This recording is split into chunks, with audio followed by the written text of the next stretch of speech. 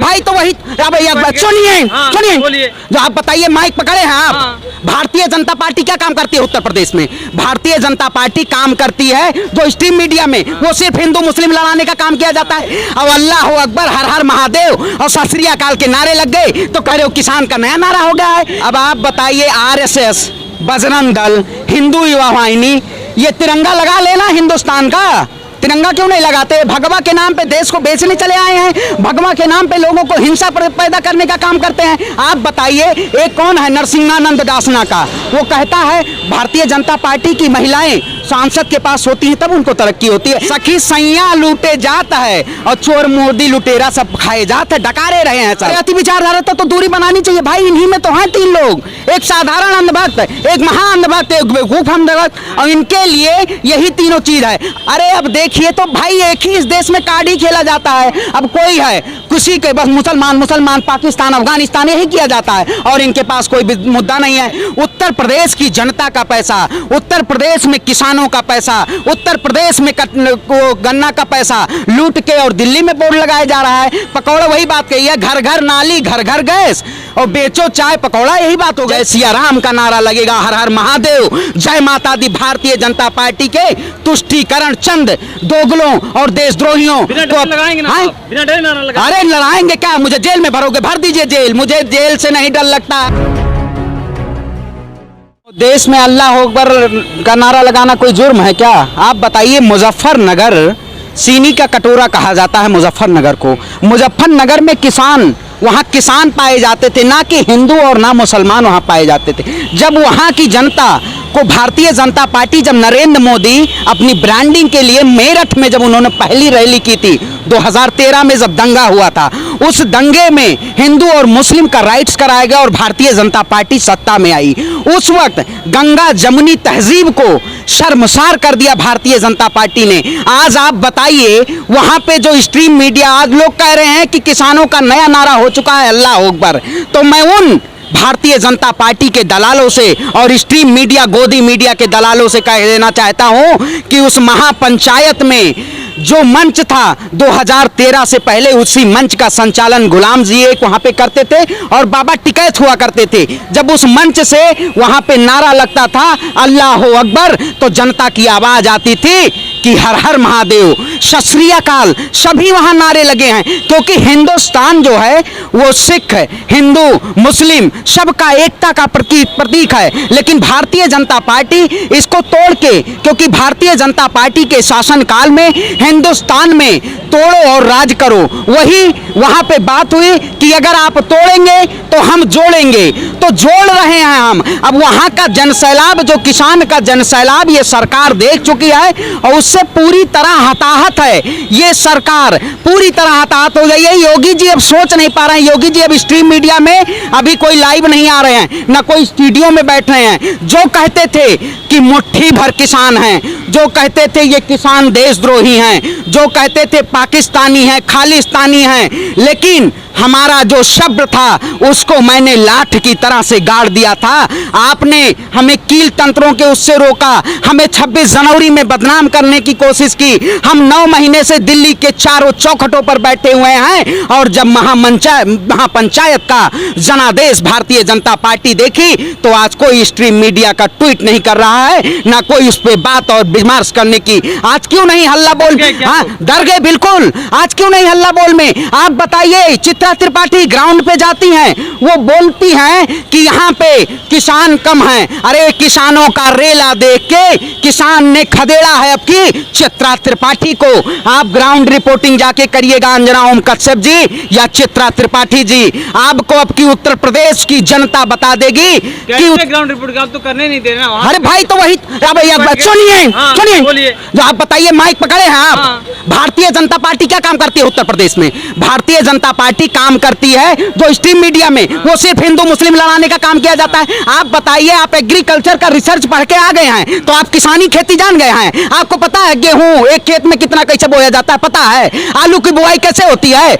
किसान जो होगा उसी को पता होगा।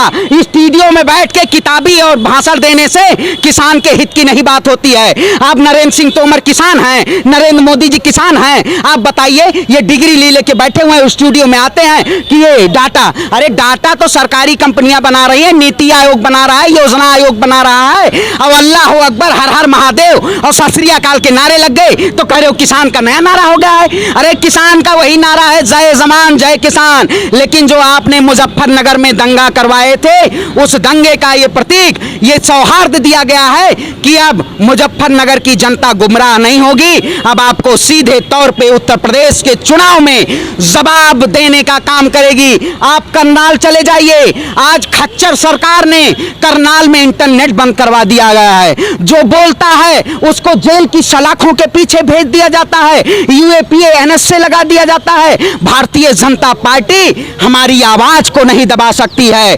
हम ऐसे ही बोलते रहेंगे इस सरकार के खिलाफ, क्योंकि जिंदा कौमें 5 साल इंतजार नहीं करती हैं और हम इंतजार नहीं करेंगे आपको।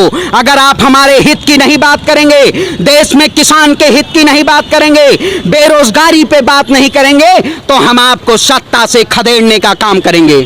किसान आंदोलन, जिस किसान महापंचायत जिससे हर हर महादेव और अल्लाह अकबर के नारे लगने के बाद मोहन भागवत का बयान आ जाता है। वो कहते हैं कि इस देश का मुसलमान हिंदू है और उनके पूर्वज हिंदू थे, उन्हें अब यहाँ इस देश में डरने की जरूरत नहीं है। अब आप बताइए, आरएसएस, बजरंग दल, हिंदू युवा वाहिनी, ये तिरंगा लगा लेना हिंदुस्तान का, तिरंगा क्यों नहीं लगाते? भगवा के नाम पे देश को बेचने चले आए हैं, भगवा के नाम पे लोगों को हिंसा पैदा करने का काम करते हैं। आप बताइए, एक कौन है नरसिंहानंद दासना का, वो कहता है भारतीय जनता पार्टी की महिलाएं सांसद के पास होती हैं तब उनको तरक्की होती है। अरे ये जो हमारे भगवा को, जो भारतीय जनता पार्टी के लोग जो ये धर्म के ठेकेदार लोग बदनाम कर रहे हैं, इनको तो मैं आह्वान करता हूं, इनको जेल भेजने का काम किया जाना चाहिए, इनको जेल की सलाखों के पीछे डालना चाहिए। हिंदुस्तान, तिरंगा हिंदुस्तान की शान है, ना कि ये चंद्र मुट्ठी भर हिंदू और मुस्लिम लड़ाने वाले ठेकेदारों। सरस्वती ने जो ये अपनी ऐसी अभद्र भाषा का इस्तेमाल किया कि तमाम बीजेपी की महिला नेता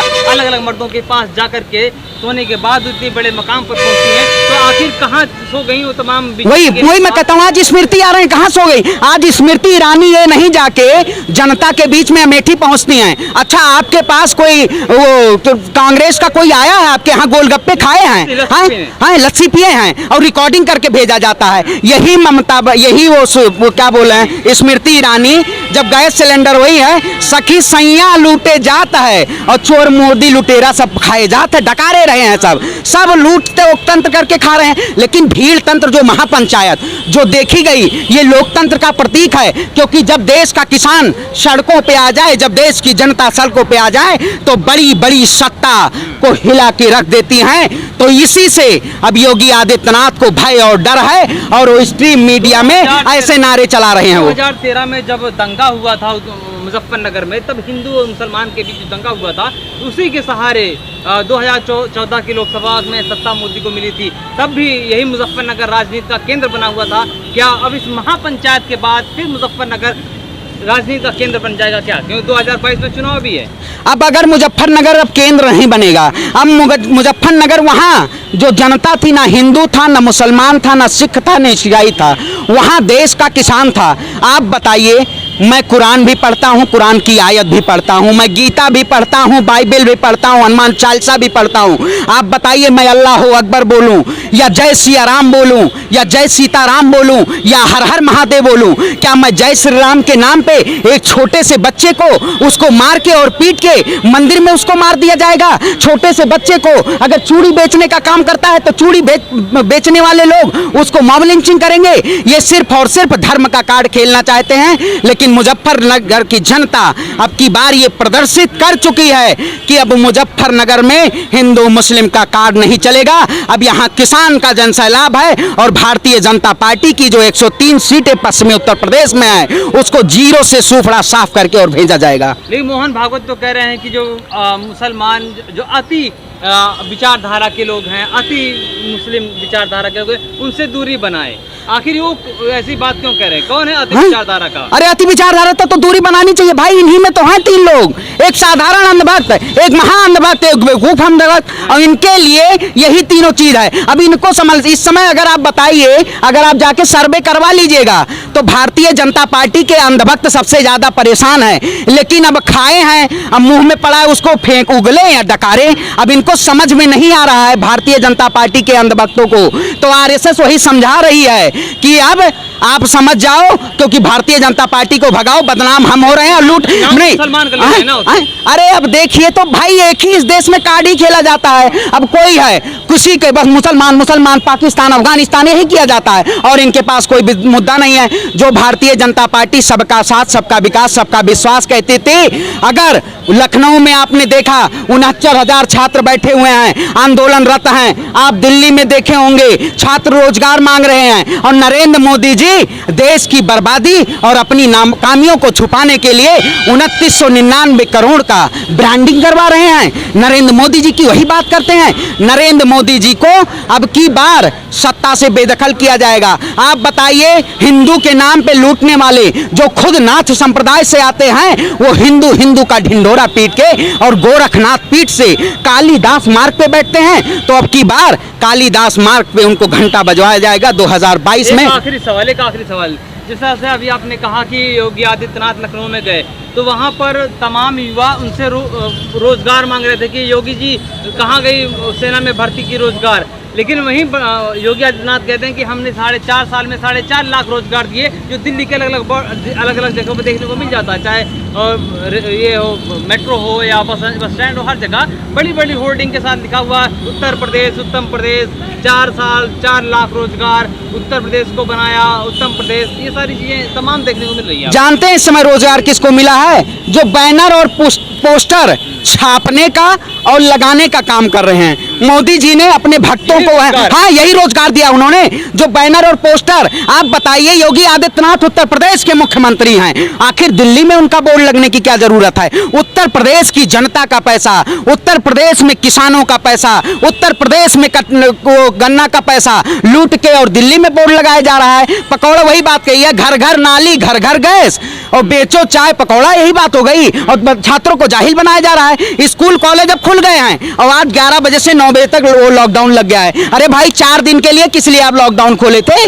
देश की जनता को गुमराह कर रहे हैं। अब जान रहे हैं अगर लॉकडाउन पूरा खुल गया तो देश की जनता रोडों पे आ जाएगी, क्योंकि देश की जनता त्राहिमाम त्राहिमाम कर रही है। और मैं कह देना चाहता हूं, अब देश में अल्लाह अकबर का नारा लगेगा, जय सिया राम का नारा लगेगा, हर हर महादेव, जय माता दी। भारतीय जनता पार्टी के तुष्टीकरण चंद दोगलों और देशद्रोहियों को लगाएंगे ना, बिना डरे नारा लगाएंगे। अरे लड़ाएंगे क्या? मुझे जेल में भरोगे? भर दीजिए जेल, मुझे जेल से नहीं डर लगता है। लेकिन इस देश को, इस देश की जनता को और आवाम को अगर आप बेचने का काम करेंगे तो हम युवा, देश के युवा है और युवा देश का भविष्य है। इस सरकार को मुंहतोड़ जवाब देने का काम किया जाएगा। जय जवान जय किसान।